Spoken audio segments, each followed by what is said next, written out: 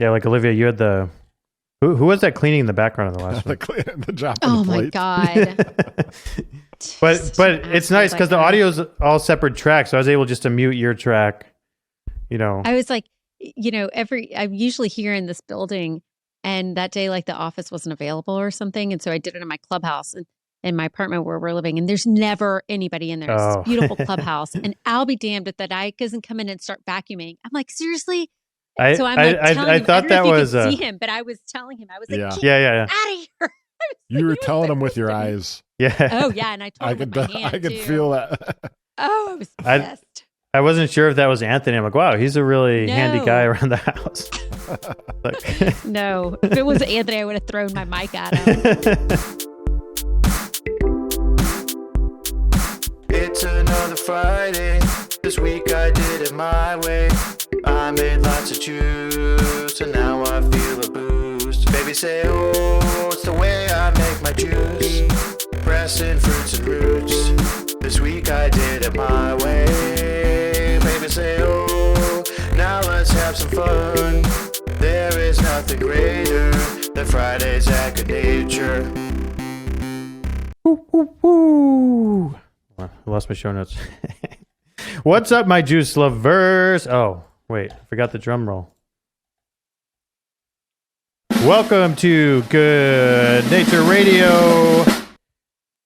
Man, I'm so unorganized today.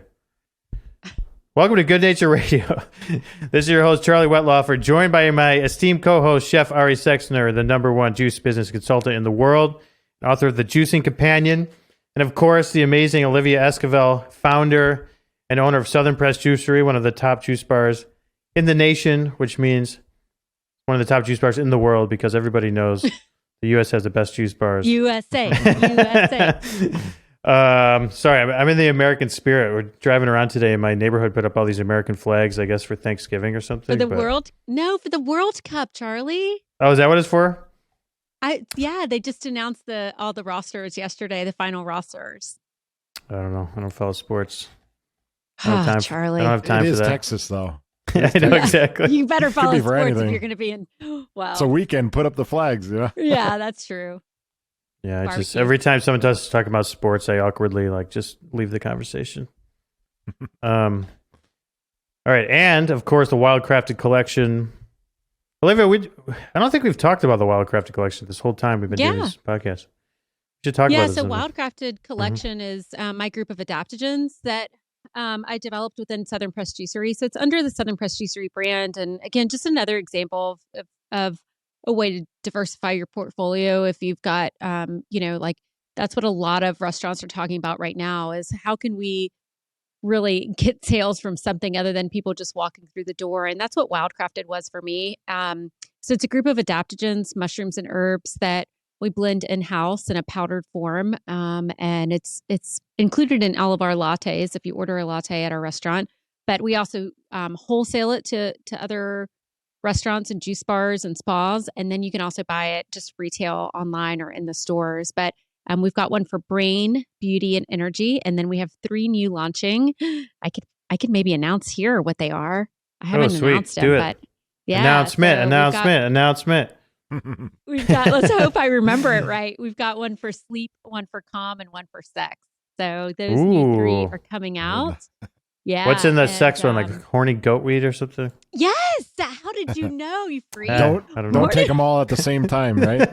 Yes. You do not want to be calm, sleepy, and having sex all at the same time. So horny goat weed is where it's at. But they're all sort of like power blends. Like one of my problems with adaptogens just as a consumer is sometimes I'll go into Whole Foods or like a natural foods store, and a lot of times they sell them like single unit, right? Like you can go in and buy ashwagandha and you can find like 15 different brands that sell ashwagandha. But I feel like the industry does a really poor job of explaining what all of these mushrooms and herbs that have been used for 10,000 years really do for you. So for me, that's sort of what I did. I famously, like everybody always makes me tell this story, but I sat at my register with a sticky note and would just take down notes of things that people were feeling, right? Like foggy brain or stress or high anxiety or, dip in libido and all these things. And so I categorized them and then started creating the blends that would help for how people were reacting to high cortisol levels or stress. So that's how Wildcrafted was born.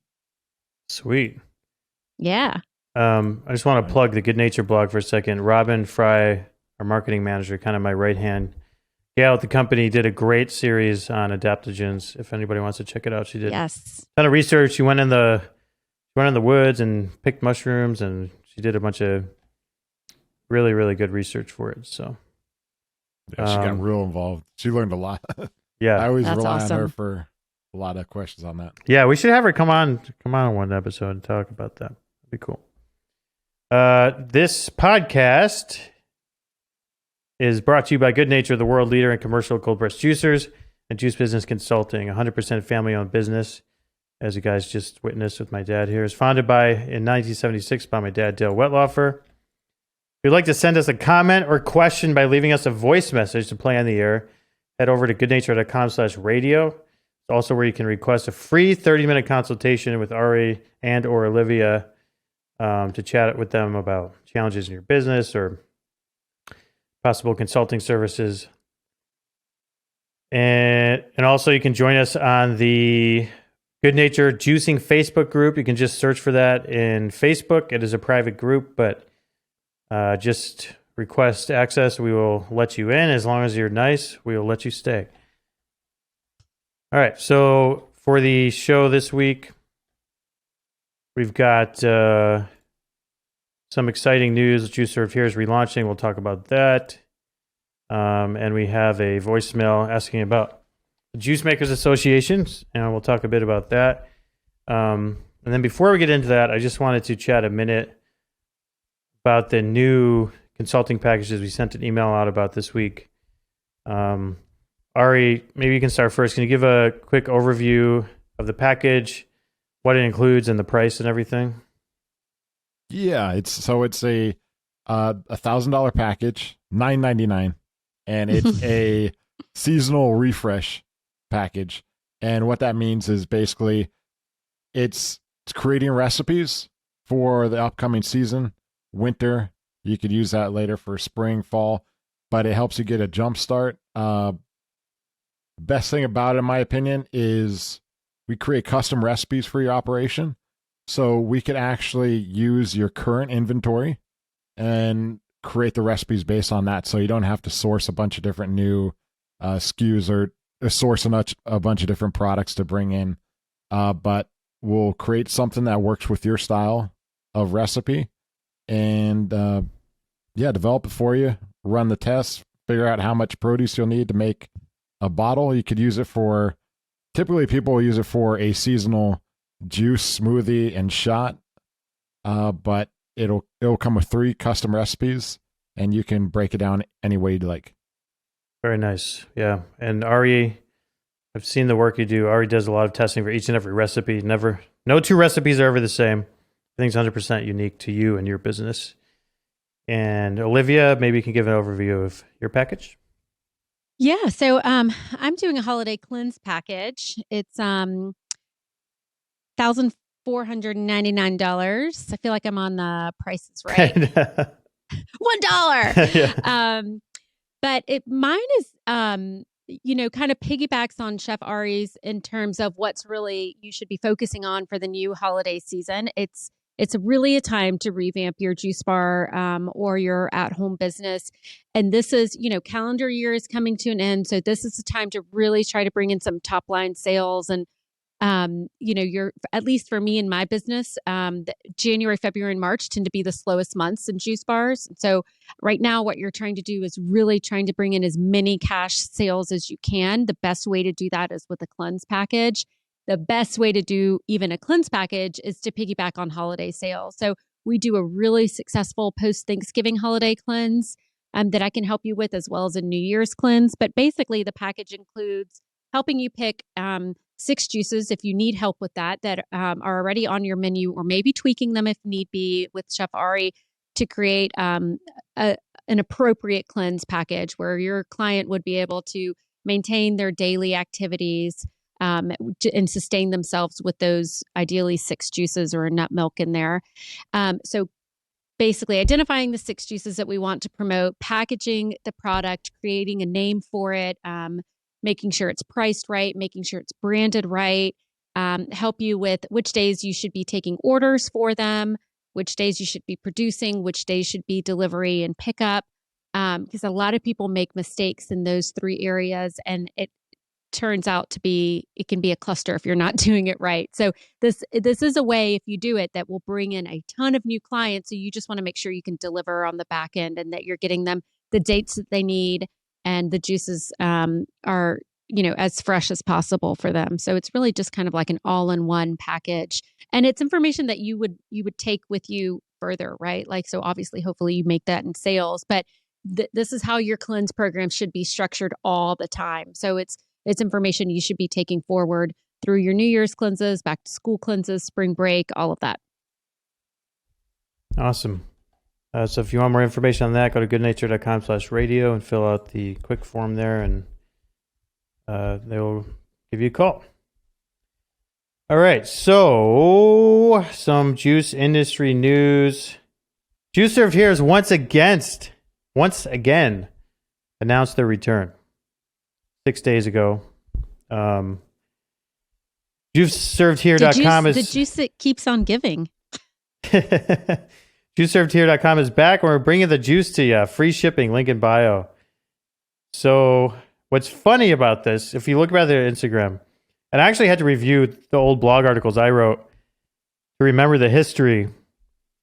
But basically, all right, so they were founded in 2014. I think they raised some seed funding, like $700,000 or something. Opened the first store. They're extremely successful. Alex Matthews and Greg Alderman. I don't know Greg. I know Alex Matthews a little bit. We've had a couple conversations. We're partners on this, and Alex was the CEO, and he came from the fashion industry, branding background. Really, really good marketer. If you guys remember, they had like the black branded juice trucks driving around LA to drop off juice, and their business model was they made raw glass bottle juice and then sold it in their store, and it was extremely successful. It was right around when the juice cleanse trend was really taking form, and there's celebrities all over the place getting pictures taken with Juice Served Here bags and a couple other companies. And then in 2014, they raised over $10 million from investors. So this is public information on the SEC website from filings I found. So they raised $10 million in funding. They opened 9 stores within a year in LA. There are these beautiful, amazing stores, beautifully branded, big stores in super sort of high traffic, expensive areas of LA. But then right as they started to open those stores, the juice cleanse trend kind of started to die. And so then in 2017, they announced they were closing down. And basically, that was right after they launched an HPP brand. Olivia, my saying, HPP is where juice bars go to die. This is one of those examples where it's like they went they had raw glass bottle juice, and then I think HPP though was kind of try to rescue the company, but it didn't work. Alex Matthews made this statement on their website, and they were gone. And then in 2019, in July, I wrote an article. Juice Served Here is returning as a wholesale beverage brand. They announced on their Instagram. I'll pull their Instagram back up. Just so funny. Finally, we're back. So, but you look, this was 56 weeks ago, okay? So this wasn't even the 2019 announcement. Hold on. It's just so crazy. That was a 2021 announcement. Okay, here we go. 171 weeks ago.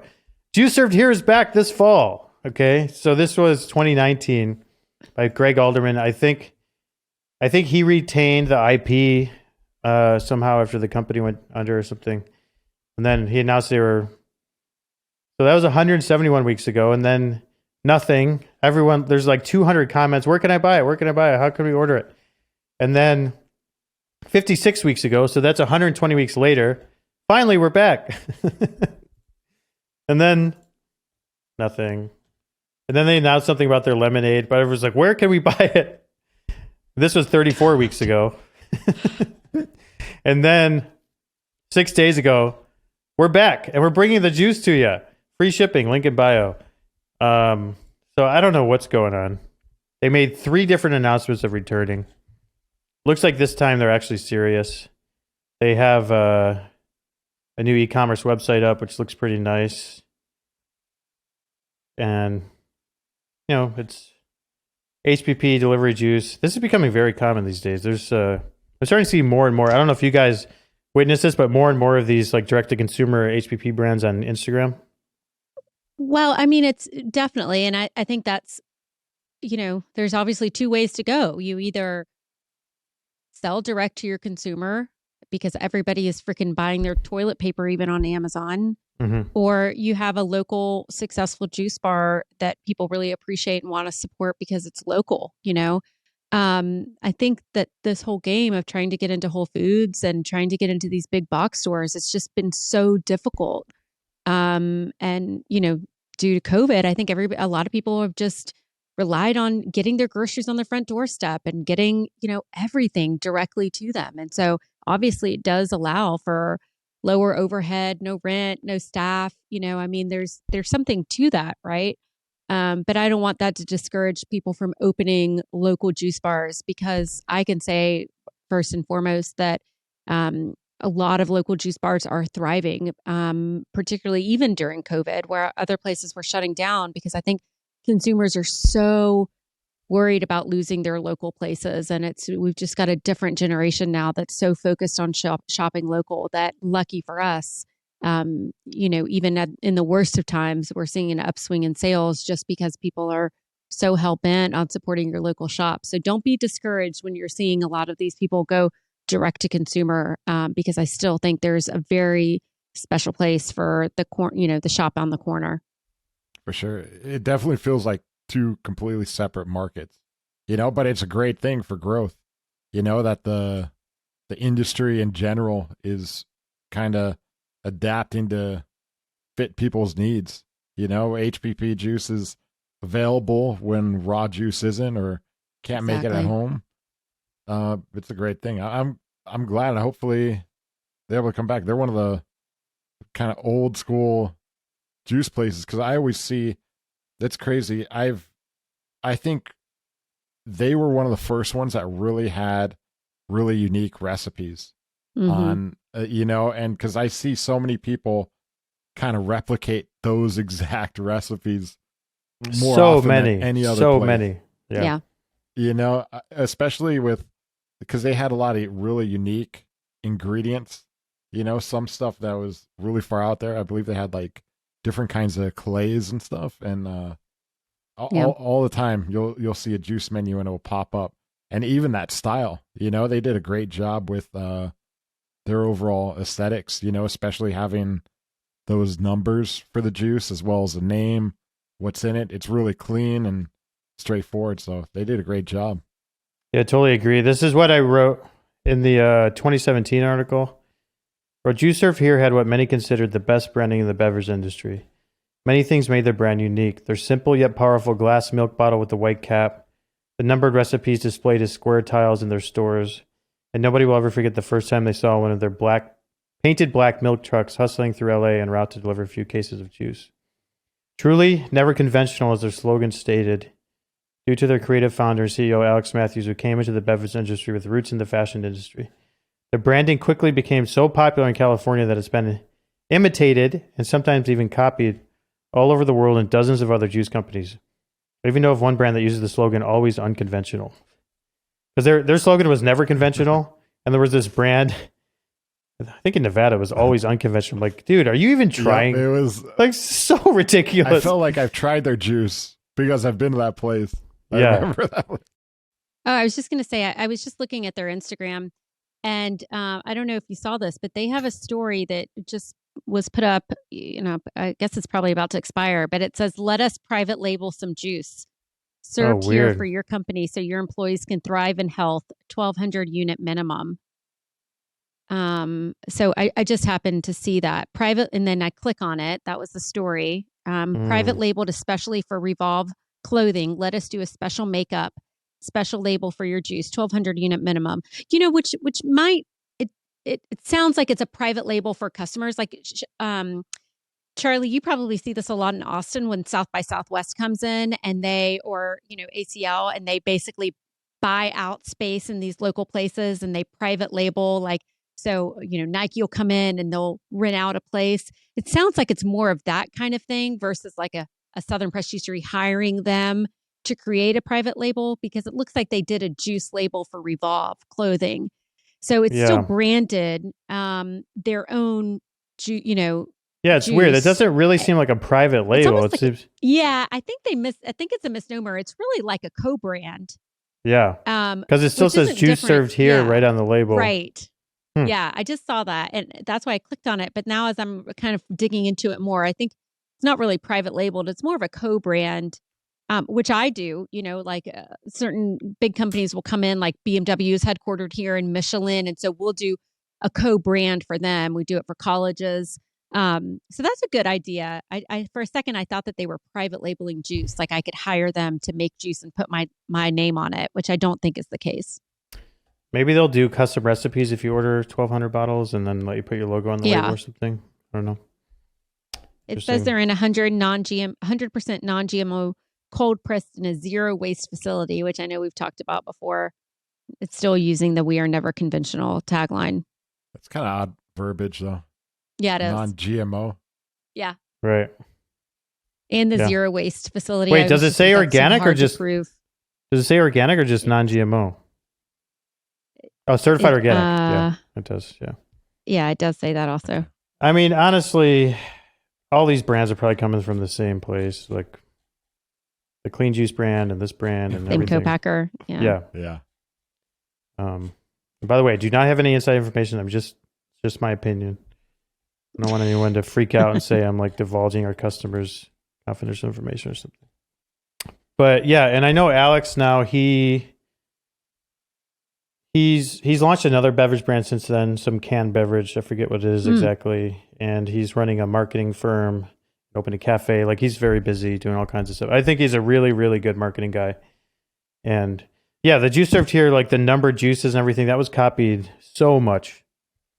I mean, I would go to other countries and just see a straight up copy of juice served here. It'd have some different name, but like you walk into the juice bar and they have the squares on the wall with the numbers, and then they have the milk trucks painted their brand color.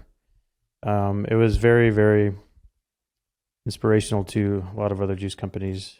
Yeah, I mean, that was weird because some of these say they're perishable.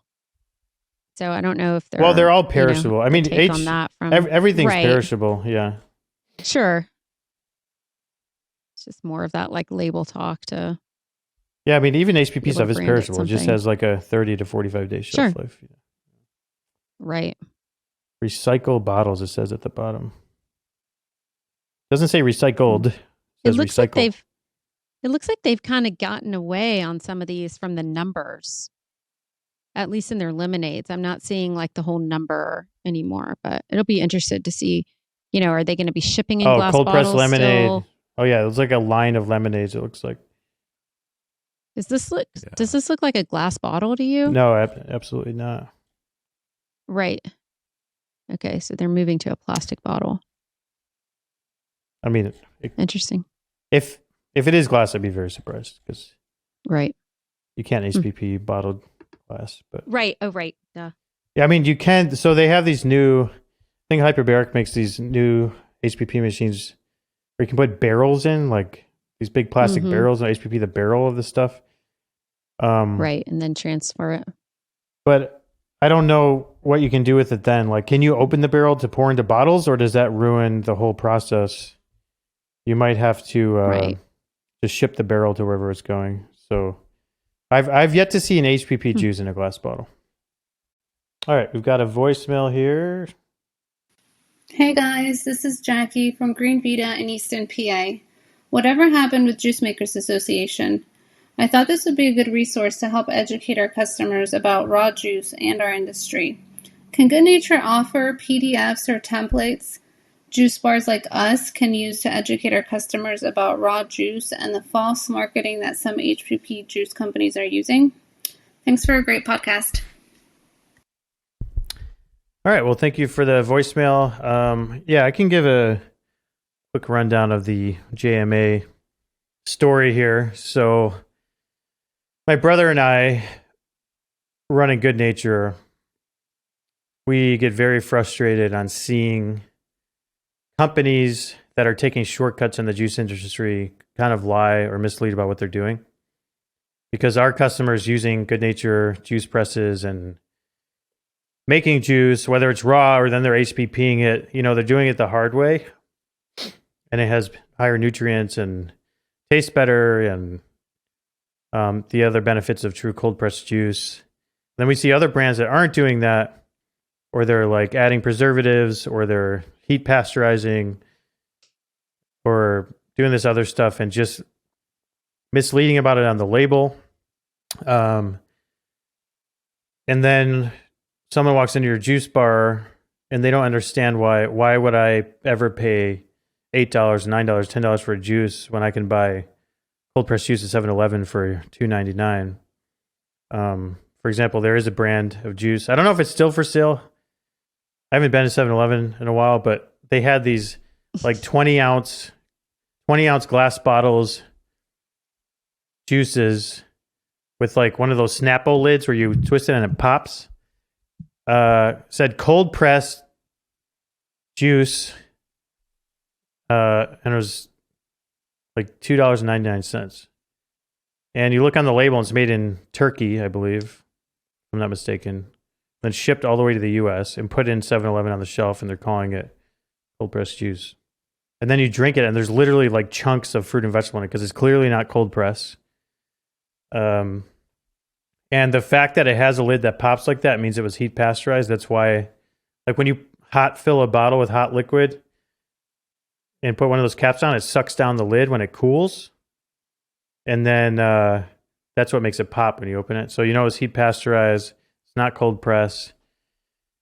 And some people I follow be like, look, I found cold pressed juice at 7-Eleven for $2.99. And so that kind of stuff drives us crazy.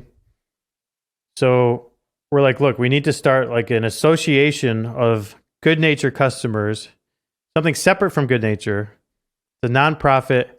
All of our customers can work together on creating like educational materials and labeling guidelines so that we can all agree to be honest on our labels and how we're going to educate our customers and everything. So we presented this idea at JuiceCon 2018 as just like an idea. And we got a standing ovation. People are super excited about it. But we're like, all right, look, we need people to volunteer to help run this thing. Like, we don't want this to be a Goodnature company. We want this to be an association of our customers, but we'll fund it to get it started. I think we announced there we're going to fund it. I can't remember if it was $10,000 or $20,000 to get things rolling and pay the lawyers to start the nonprofit and everything. We got a really good response. So then at JuiceCon 2019, I had assembled a team of people that said they would run this thing. Somebody said they would be the president of the association, and a few other people all took different aspects of what they're going to do with the business. So we launched it. A bunch of people signed up and gave the association the money that went into the nonprofit. Whether it's like $300 or $700 or $1,000, I think it was depending on the size of the business. Got like 65 companies to sign up, if my memory serves me correctly. So then I hired someone to work on the website. First, he said he'd do it for free. Then he said it'd be $5,000. He said it would take 3 weeks. Ended up taking like 8 months. And so that didn't go well. And then the person that said they were going to run it said they changed their mind and they were getting out of the juice industry. So then it kind of fell back on my shoulders. Then we tried to launch the website, had some problems. So I ended up having to fix a bunch of stuff. And then people were complaining the website didn't work. So it ended up being me and Robin, basically, like customer service, running this association. I was back running it again because the president quit. And then somebody else said they would step up as interim president.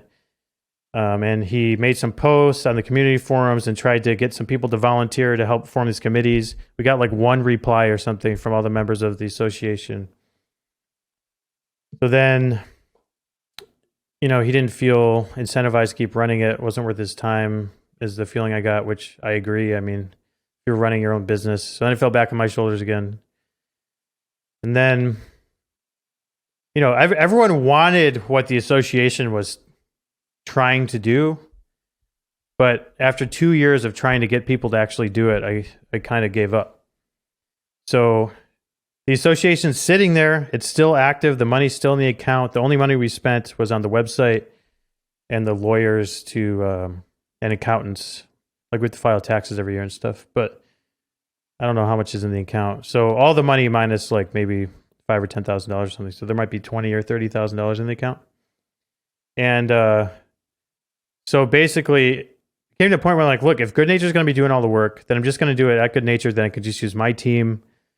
I can actually tell people to do things instead of just like trying to get people to volunteer and then they don't really do it. And then it's an awkward thing where it's like, hey, you said you were going to do this and then you didn't do it, but they don't really work for me. So I can't really like do anything about it. And I'll say it was just kind of a frustrating experience. I probably spent a couple hundred hours of my time on it. Robin spent not as much as I did, but probably pretty close to that. And then, so then I'm like, okay, we'll just have Goodnature do everything the JMA said they were going to do. We won't charge anybody for it, so you won't have to be part of an association. We'll do all the work. We won't need volunteers. So that's basically what I'm trying to do. That's basically where this podcast came from.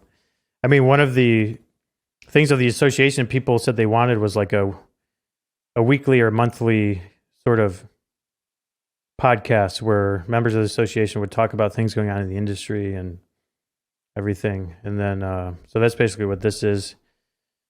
Educational materials that she's asking about. So we do have, if you go to the Goodnature website and go to shop, go to printed items, we do have these different sizes of these cold pressed juice versus regular juice. We have like signs, we have posters, we have postcards, we have table tents that stand up on your table. So we do have some educational materials. We could definitely make more. I would love to hear some feedback from Ari and Olivia. Like, what would be good? Or maybe Olivia, like, what do you actually use in your juice bar to explain to people what the difference is between the juice you make and maybe some other cheaper juice they find at the store? Yeah, so I have an infographic on all of my walls that we call it like the Southern Press Juicery math, when we're talking about materials and graphic design. But it basically talks about, it has like a little drawn picture of a press, and it talks about, how many pounds of produce go in each press and end up in each bottle. So we talk about that. We have a clear window into the back of the house so people can see us using the X1. And we do just a lot of explaining to the guest about the different processes. There's so many different things out there. Like I get, there's other juice bars out there, and totally fine if this is your brand. I don't do this, but they put smoothies in bottles, or they make a thicker juice and they call it a smoothie, but then they put it in a bottle. And like all of that is confusing for me, who is like, doing juice 24/7. So there's just a lot of different variations of this industry. There's a lot of people that come in from California who want a juice made right in front of them, and they think that that's what a cold pressed juice is, when really what they mean is like a fresh pressed juice made to order. So there's just a lot of communication that naturally happens, I think, when you're talking to the guest about what machine you're using and what it does to shelf life and what it does to fiber. And we obviously talk a lot about the benefits of the juice. We call out the benefits of each ingredient on our menu and on signage in the store. But other than that, we just talk a lot about the actual machine. And we do it's almost like open kitchen door policy. So I don't know, when I'm in the shop, probably 3 or 4 times a week, people will be so interested about what's happening in the back of the house that I'll just take them through there and show them the press actually running. Mm. And they're just fascinated by that. So if you're building out a juice bar and you have the ability to have an open window into your kitchen, I think that just that visual is so important for guests. So something I would definitely consider. Yeah, so Yeah. it sounds like what you're saying is it's more about actually taking the time to educate, not just handing them Yes. like a brochure or Yes. something that tells it, but actually Right. explaining to them, showing them the juice machine, talking about the differences. Yes, I don't have that in a brochure. The only brochures I really have are takeaways or obviously menus that they can take with them, or I have cleanse instructions and cleanse like the differences in all of my cleanses, which those will come as deliverables on the holiday cleanse package. If you're interested in that, I'll actually give you a downloadable order form for your cleanses and cleanse instructions for your guests that you can slap your logo on. It's the actual one that I use in my juice bar. Other than that, we've really gotten away in the past couple of years from a lot of printed materials because everything is really just so focused on Instagram and social media. Our website used to be something we would update all the time. Really now we don't update it that much unless it's images or products that we're selling. Because everybody just, when they want to look you up and want to know more about you, they just look on your social media. So we've really just been focusing there. I think like the biggest challenge, is people that drink juice, they're more familiar now than ever, and the difference of cold press. But the challenge is people that think they know juice are not familiar with cold press. People that drink the supermarket HPP juice and think they realize it. I think a really fascinating thing that I was able to experience firsthand is working with grocery stores. And there's some markets that have a huge demand because grocery stores, they know everything about people's habits of what they like or not, and being able to build out some programs in these stores. So you're in an area that a lot of the customers aren't familiar with juice or raw cold pressed juice, and being able to experience like giving out samples to people and seeing everyone's experience was insane. I would say giving out samples of fresh, raw, cold pressed juice to the average grocery store shopper in those markets we've actually done it. It was like, I don't like carrots. I hate carrots. I hate kale. I hate all this juice. And they try it and they're like, wow, that's insane, And I would say it sounds like an inflated number, but like 50% of the time people try to sample, they bought a juice there, So the challenge, I think, is definitely educating or showing people that not all juice is the same, And how do we do that? It's like there is that. Yeah, no, I think you're exactly right. There's that moment where someone tastes the cold pressed juice for the first time. They didn't think they'd like it, and they taste it and like, wow, this is really good. And that may be the moment where you start them on this journey of being healthy and improving their life. So I think it's so important that we give people good tasting juice, And also what's very important for people to understand is that eating a carrot does not taste as good as drinking real cold pressed carrot juice, because like a real Goodnature cold press, you grind it up and that bitter skin, the outside of it stays in the press bag, and you're just pressing out the juice, which on carrots is actually quite sweet. So you're getting that sweet carrot juice, which is, it tastes like the good part of a carrot without that bitter skin. Ari, you worked a lot with grocery stores.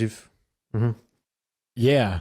I mean, it's crazy because, mislabeling over the years, it just kind of built up this, projected image of what juice is, But yeah, grocery stores, it's an amazing thing for sure, just to be able to have that market. And it's really, the industry it's so impressive, the grocery store market, because they're a huge operation, so it's so slow moving, and it's tough to be current in general, and the fact that they're looking at cold press raw juice, building up programs inside their operations is really impressive. Mm-hmm.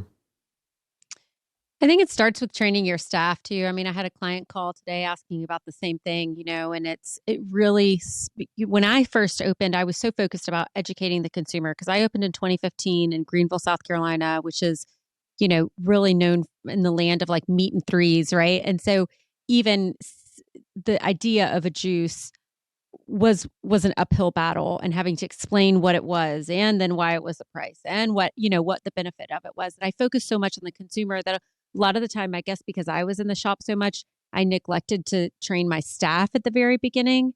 And then we started really, as we got a little bit more robust, really implementing a training program for our staff and our associates, because you're not going to be in the store all the time. And I think that's so important, because if you're really just from an operations standpoint, if you just got somebody at the front of the counter checking out a juice to whatever bottle they bring to you, you ring them up and you send them on their way, then that's what's going to be on your ticket. But if you've got somebody there who's educated, who's willing to pour out samples, who's willing to talk about what their favorite juice is and why, you will increase almost every single sale from a 1 unit juice bottle to a 3 or 4, and maybe even a 6-pack, because if they're buying 3 or 4, you might as well go ahead and sell them a 6-pack.